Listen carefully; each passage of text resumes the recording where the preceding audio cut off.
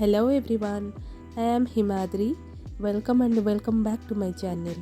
तो फेसियल तो आमे माने पार्लर रे भी करि परिबा किंतु आमे कम बजेट रे फेसियल करबाकू चाहिले आमे घरे भी फेसियल करि परिबा। तो चलंतु आज आमे फेसियल रो फर्स्ट स्टेप विषय रे जानिबा। तो फर्स्ट स्टेप होची क्लींजिंग, जोति पई हमकू बेसन दरकार आ दही दरकार। तो बेसन आम स्किन ने जिते भी डर्ट अच्छी ताकू सब क्लीन करिबारे हेल्प करे आ दही भी आम स्किन को हाइड्रेट रखे। तो ये फेस पैक को आमे फेस रे मसाज कला भलिया लगेबा सर्कुलर मोशन ने। देन आकू आमे 15 मिनिट्स से रखिबा, तापरे आमे ताकू वॉश करदवा नॉर्मल वाटर रे।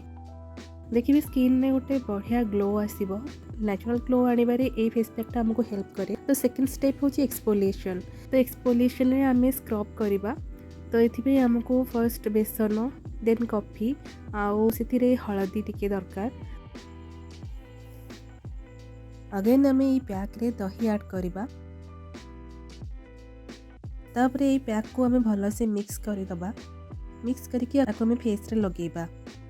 तो एथिरे जो कॉफी अछि, कॉफी हमर टैन रिमूव करिया पई हेल्प करे। देन हमर बेसन फेस को क्लीन रखे। देन दही हमर स्किन को हाइड्रेट रखे। आउ हळदी आम फेस रे जिते भी डार्क स्पॉट्स थिबो ताकू कमेबारे हेल्प करे। तो ये फेस पैक को आम 15 मिनिट्स रखी सारिबा परे फेस को नॉर्मल वाटर रे क्लीन कर देबा। देन आमे थर्ड स्टेप रे गोटे फेस पैक करबा। सेथिरे आमे किछि मुल्तानी माटी नबा आउ सेथिरे लेमन जूस नबा। जदि आपन स्किन सेंसिटिव हेतिबो देन आपन रोज वाटर की नॉर्मल वाटर भी यूज कर परिबे। तापरे सेथिरे आमे टिके रोज वाटर देकी ताको गोटे भलो पैक बनेबा। तो एबे ई पैक को भलो से मिक्स कर दबा। मिक्स कर देकी ताको हम क्लीन फेस रे लगेबा। तो ई पैक लगेले हम स्किन ने जिते भी ऑयल रो प्रॉब्लम थिबो से सब टिके टिके दूर होबा स्टार्ट करिवो।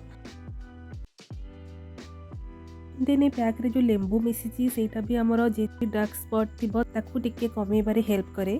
तो ये फेस पैक को आमे फुल फेस रे लगे कि ताकू 10 मिनिट्स से रखिबा। देन सेमी ड्राई हे जबा परे आमे ताकू नॉर्मल वाटर रे वॉश करिबा। देन आमे लास्ट हाइड्रेटिंग फेस पैक लगेबा, जोथरे के आमे दही नबा आउ सेथरे टिके हळदी नै कि ताकू भलो से मिक्स कर दबा। मिक्स करी कि ताकू हम फेस रे लगेबा। तो दहीटा आम फेस को हाइड्रेट रखे आउ हळदी आम फेस रे जिते भी डार्क स्पॉट्स थिबो ताकू टिके टिके कमेबारे हेल्प करे।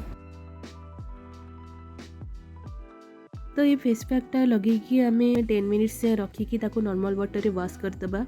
देन लास्ट को आमे टिके मॉइस्चराइजर लगेबा। That's it, bye.